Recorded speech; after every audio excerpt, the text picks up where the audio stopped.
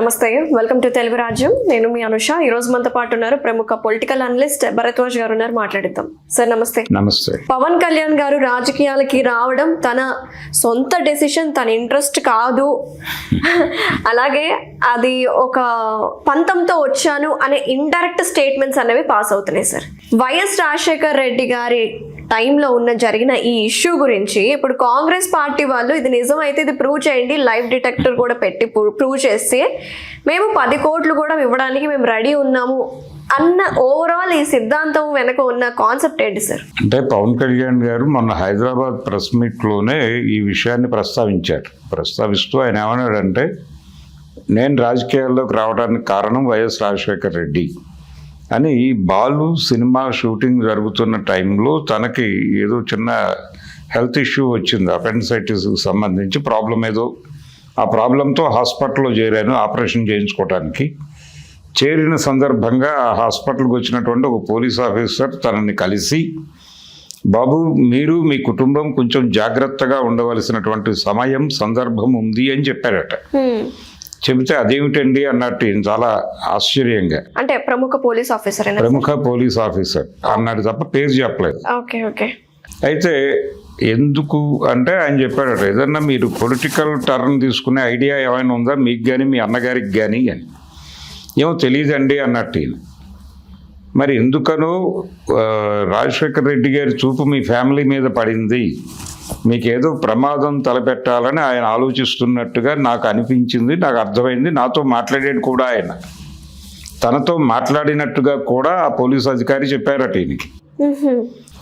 చెప్పి కాబట్టి కొంచెం జాగ్రత్తగా ఉండండి బాబు అని చెప్పి వెళ్ళాట ఆయన. అందుకని నేను రాజకీయాల్లోకి వచ్చాను అని చెప్పాడు ఈ పెద్ద మనిషి. బాలు సినిమా అయిపోగానే ఈయన పొలిటికల్ పార్టీ పెట్టలేదు. ఈయన పొలిటికల్ పార్టీ మొన్న 2014కి ముందు పెట్టాడు. అయితే దీనికంటే ముందు ఒక పొలిటికల్ ప్రయాణం ఉంది ఆయనకి. ప్రజారాజ్యం పార్టీలో ఆయన చేరి యువరాజ్యం అధ్యక్షుడిగా ఉన్నాడు. దానికంటే ముందు ఇంకొక విన్యాసం చేశాడు ఈయన చెప్పిన టైంకి కొంచెం సిమిలర్ ఏరియాలో. అదేంటంటే చిరంజీవి గారి రెండో కుమార్తె శిరీష్ భరద్వాజ్ అనే అతన్ని పెళ్లి చేసుకున్నాడు ఆవిడ ఇంట్లో చెప్పకుండా. చేసుకున్న సందర్భంగా ఆవిడ మీడియాతో మాట్లాడుతూ, ఎందుకు మీరు పెద్దలతో చెప్పి కన్విన్స్ చేసి అక్కడే వాళ్ళ ఆశీర్వాదంతో పెళ్లి చేసుకుని ఉండాలి కదా అని అడిగితే, లేదండి మా ఫాదర్ నుంచి ప్రమాదం ఉందని నేను అనుకోవడం లేదు, కానీ మా బాబాయ్ ఎలా రియాక్ట్ అవుతాడు అనే దాని మీద నాకు కొంత భయం ఉంది, అందుకని ఇలాంటి మార్గం ఎంచుకున్నాను అని చెప్పింది ఆవిడ. ఆర్య సమాజ్లో పెళ్లి చేసుకున్నారు. ఈ ఆర్య సమాజ్ మార్గం ఎంచుకోవడానికి కారణం మా బాబాయ్ అని చెప్పింది ఆవిడ ఓపెన్ గానే. ఆ బయట ఇప్పటికీ ఉంది యూట్యూబ్లో సెర్చ్ చేస్తే. ఆ సందర్భంగా ఆయన గాయపడ్డాడు పవన్ కళ్యాణ్. గాయపడి ఇదేమిటి అని చెప్పి వెళ్ళి తన రివాల్వర్ని పోలీసులకు సరెండర్ చేసి బయటకు వచ్చి మీడియాతో మాట్లాడుతూ ఊరేగింపుగా వెళ్ళి సరెండర్ చేశాడు. అది చేసిన తర్వాత బయట ఉన్నటువంటి మీడియా ముందుకు వచ్చి వారు చెప్పింది ఏంటంటే, కామన్ మ్యాన్ ప్రొటెక్షన్ ఫోర్స్ అని చెప్పి నేను ఒకటి పెడదాం అనుకుంటున్నాను, పెట్టి ప్రజాసేవలోకి వద్దాం అనుకుంటున్నాను, నా బ్రదర్స్ డాటర్ అలా ఎందుకు ఫీల్ అయిందో నాకు అర్థం కావడం లేదు అని ఆ రీజన్ చెప్తున్నారు అని చెప్పాడు. చెప్పి ఆ సందర్భంగా common man protection force announcement చేసిన రోజు నుంచి నేను పాలిటిక్స్ లో ఉన్నాను. అది వైఎస్ సీఎంగా ఉన్న టైమే. అది ఏ టైం సార్? వైఎస్ సీఎం అయిపోయిన తర్వాత ఆ టైం ఆయన చెప్పిన టైంలోనే జరిగింది. సో దీనికి ముందు వెనకగా జరిగింది అది. ఇది చాలాసార్లు చెప్పాడు ఆయన, నేను చాలా సూపర్ సీనియర్ని రాజకీయాల్లో. మొన్న విజయ్ సీఎం అయిన సందర్భంగా కూడా చెప్పాడు ఈ మాట ఆయన, నేను చాలా సూపర్ సీనియర్ని వీళ్ళందరికంటే అని. ఈ చెప్పే క్రమంలో ఈ కామన్ మ్యాన్ ప్రొటెక్షన్ ఫోర్స్ని ఉటంకిస్తాడు ఆయన. ఉటంకించినప్పుడు అది పెట్టినందుకు వైఎస్సీని ఏదైనా చేయాలనుకున్నాడా అనేది ఒక ప్రశ్న. అంత బలహీనంగా అయితే కాంగ్రెస్ పార్టీ లేదు అప్పుడు. రెండోది, ఈయన అన్నగారు చిరంజీవి గారి పట్ల కూడా వైఎస్ అలాగే వ్యవహరించాడు అన్నట్టుగా మాట్లాడాడు ఈయన. అయితే చిరంజీవి గారిని రాజకీయాల్లోకి రమ్మని పదే విజ్ఞప్తులు చేస్తూ రోజు వెళ్ళి ఆయన చెవి కింద జోరీగలాగా ఆయన్ని రాజకీయాల్లోకి రమ్మని గొడవ పెట్టినటువంటి జక్కంపూడి రామ్మోహన్ రావు గారు, ఆయన వైఎస్ రాజశేఖర రెడ్డికి కూడా సన్నిహితుడే. ఓకే. వైఎస్ క్యాబినెట్లో మంత్రిగా ఉన్నాడు ఆయన. అటువంటి జక్కంపూడి రామ్మోహన్ రావు గారు ప్రతి ఎన్నికలకి ముందు చిరంజీవి రాజకీయాల్లోకి రావాలి అని ఒక ప్రెస్ మీట్ పెట్టి గొడవ చేసేవాడు. మరి చిరంజీవి కుటుంబానికి ఏదో హాని చేయాలనుకునే వైఎస్ రాజశేఖర రెడ్డి వీళ్ళందరినీ ఎందుకు అకామిడేట్ చేస్తాడు? పైగా ఆయన కూడా వీళ్ళ కులానికి చెందినవాడే, కాపు కులానికి చెందినవాడే. కాబట్టి ఇలాంటివి చాలా ఉన్నాయి. అంటే వైఎస్ సన్నిహితులు చిరంజీవి గారితో సన్నిహితంగా ఉండేవాళ్ళు చాలామంది ఉన్నారు, జక్కంపూడి రామ్మోహన్ రావు లాంటి వాళ్ళు. కాబట్టి ఆయన చెప్పిన దానిలో వాస్తవం ఉందని నేనైతే అనుకోవడం లేదు. ఏది పవన్ కళ్యాణ్ స్టేట్మెంట్స్ ఎందుకు పాస్ చేస్తున్నారు సార్? అంటే రీసెంట్ గా ఆయన ఒక గొడవ చేశాడు. ప్రొఫెసర్ నాగేశ్వర్ గారు ఒక మాట అన్నాడు. ఆయన ఏదో నాకు ఒక హైలీ సోర్స్ ద్వారా ఒక విషయం తెలిసింది అని చెబుతూ నాదెండ్ల మనోహరు, పవన్ కళ్యాణ్ గారు వాళ్ళిద్దరూ వెళ్ళి అమిత్ షా గారిని కలిసి జగన్మోహన్ రెడ్డిని అరెస్ట్ చేయొచ్చు కదా అని అడిగారు. అడిగినప్పుడు అమిత్ షా గారు, లేదయ్యా మనకి Chandrababu instant friend, Jaganmohan Reddy long term friend, కాబట్టి అతన్ని అరెస్ట్ చేయటం పద్ధతి కాదు.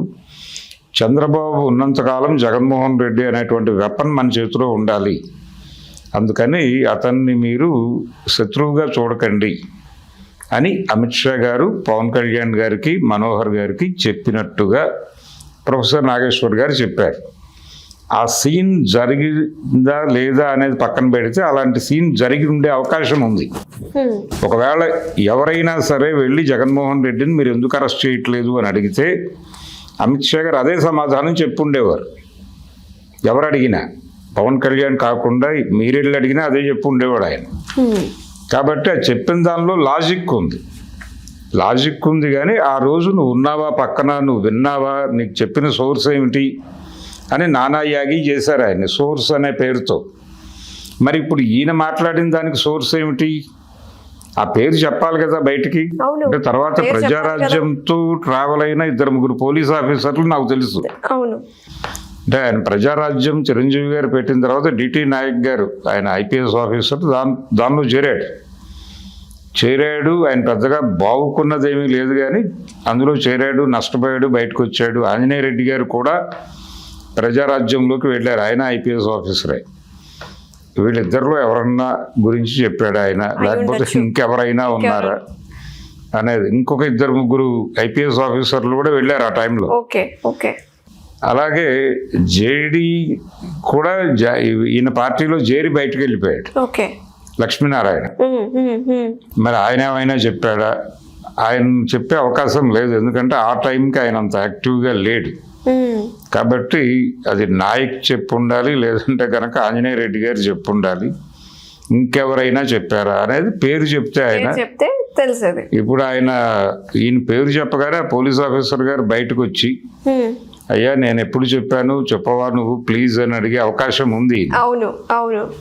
అందుకని ఇప్పుడు కాంగ్రెస్ వాళ్ళు ఏమంటున్నారంటే, నువ్వు పేరు చెప్పు బాబు, ఆయన పట్టుకొచ్చి లైట్ డిటెక్టర్ ముందు కూర్చోబెట్టి టెస్ట్ చేద్దాం. ఒకవేళ నిజంగానే వైఎస్ రాజశేఖర రెడ్డి గారు అలా అన్నారు అని గనక ప్రూవ్ అయితే మేము 10 కోట్లు ఇస్తాము అని చెప్పి ఆఫర్ చేశారు. ఇది కేవీపీ రామచంద్రరావు గారు లెటర్ కూడా రాశాడు పవన్ కళ్యాణ్కి. ఒక లెటర్ పూర్వకంగా విజ్ఞప్తి చేశాడు, బాబు నువ్వు ఆ పేరు చెప్పు, పేరు చెబితే ఆ అధికారిని కూర్చోబెట్టి మాట్లాడదాం మన ఇద్దరం.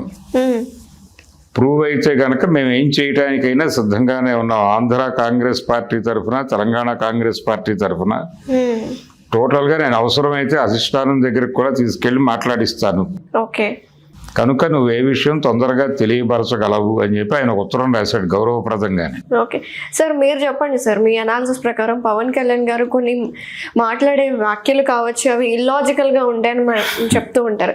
ఇది నిజంగా ఆయన అలా అన్నారా లేకపోతే కల్పితమా అని మీ అనాలిసిస్ ఏమంటారు సార్? అది కల్పితమే, ఆయన ఏదో చెప్పాడు అంతే, ఫుల్గా ఒక రాయేసాడు చీకట్లు అంతే తప్ప ఆయన ఏదో అంటే వైఎస్కి అవసరం ఏముంది కుటుంబాన్ని ఏదో చేయాలని.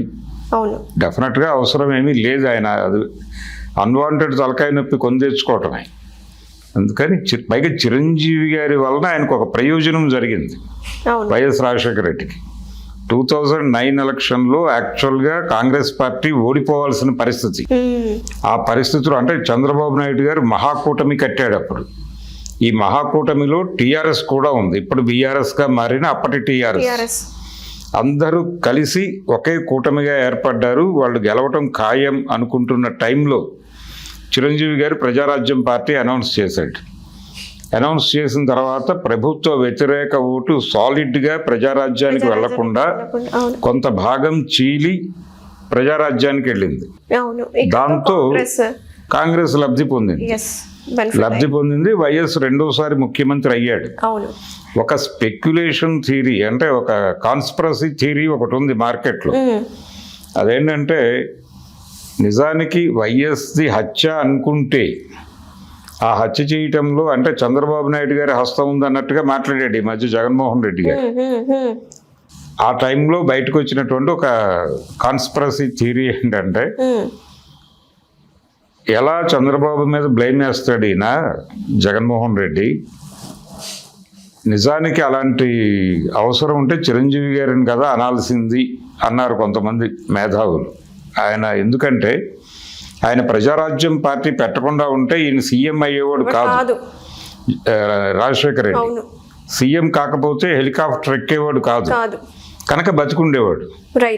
సో ఆయన చావుకి ఈయన కారణం అని అనుకోవడంలో తప్పేమీ లేదు. ఒక వాస్తవం ఉంది దాని వెనకాల. అది దిక్కుమాలిన సిద్ధాంతమే అయినప్పటికీ దానికి ఒక బేస్ ఉంది, ఒక పునాది ఉంది, కనీసం ఒక థియరీ ఉంది, దానికి కనీసం ఒక పునాది ఉంది. అలాంటి స్టేట్మెంట్ ఎలా ఇస్తాడు ఈయన ఇల్లాజికల్గా? చిరంజీవి తర్వాత తన పార్టీని తీసుకొచ్చి కాంగ్రెస్లోనే విలీనం చేశాడు ఆయన. విలీనం చేశాడు. కాంగ్రెస్ పార్టీ నుంచి ఆయన రాజ్యసభ తీసుకున్నాడు. ఎమ్మెల్యేకి రిజైన్ చేసి అక్కడికి వెళ్ళాడు. కేంద్రంలో మంత్రి పదవి పొందాడు ఆయన. ఆ తర్వాత 2014లో జరిగిన ఎలక్షన్కి టోటల్గా 2 రాష్ట్రాల క్యాంపెయినింగ్ ప్రోగ్రామ్కి ఆయన్నే బాధ్యుడిగా నియమించారు. ఇక్కడ ఇంత జరిగింది. ఇంత ప్రయాణం కాంగ్రెస్ పార్టీతో ఉంది. ఇప్పటికే ఆయన కాంగ్రెస్ పార్టీకి రిజైన్ చేయాల టెక్నికల్గా చిరంజీవి గారు. ఆయన నేను రాజకీయాల్లో నుంచి సినిమాల్లోకి వెళ్ళిపోతున్నాను అని ఒక ప్రకటన చేసి వెళ్ళి ఆ ఖైదీ నెంబర్ 150లో యాక్ట్ చేశాడు. అంతే తప్ప ఆయన ఏమి అఫీషియల్గా గాంధీ భవన్కి వెళ్ళి నా ప్రాథమిక సభ్యత్వానికి రాజీనామా చేస్తున్నాను అని చెప్పినట్టుగా ఎక్కడా వార్తలు లేవు. ఆ మధ్య ఎప్పుడో ఆయనకి మీ మెంబర్షిప్ రెన్యువల్ చేసుకోమని ఏదో నోటీస్ కూడా పంపించినట్టున్నారు వీళ్ళు గాంధీ భవన్ నుంచి. అది పేపర్లో రిపోర్ట్ అయింది. కనుక టెక్నికల్గా ఆయన ఇప్పటికీ కాంగ్రెస్లోనే ఉన్నాడు. ఇప్పుడు కాంగ్రెస్ వాళ్ళు ఇచ్చిన సవాల్ ఆయనకు కూడా పంపించాలి. పంపించి బాబు మీ తమ్ముడు ఇలా మాట్లాడుతున్నాడు, ఏమిటి పరిస్థితి? Right sir. Thank you sir. Thank you so much. Hello, Telugu రాజ్యం ఛానల్ చూస్తున్నారా? సామాజిక రాజకీయ జీవన చిత్రణే తెలుగు రాజ్యం. అతిశయోక్తులు అసత్యాలు ఉండవు. రాజకీయ కోణం కాదు, ప్రజా కోణమే కొలబద్ద. తెలుగు రాజ్యం వీక్షణ మీ ఉత్తమ అభిరుచికి నిదర్శనం.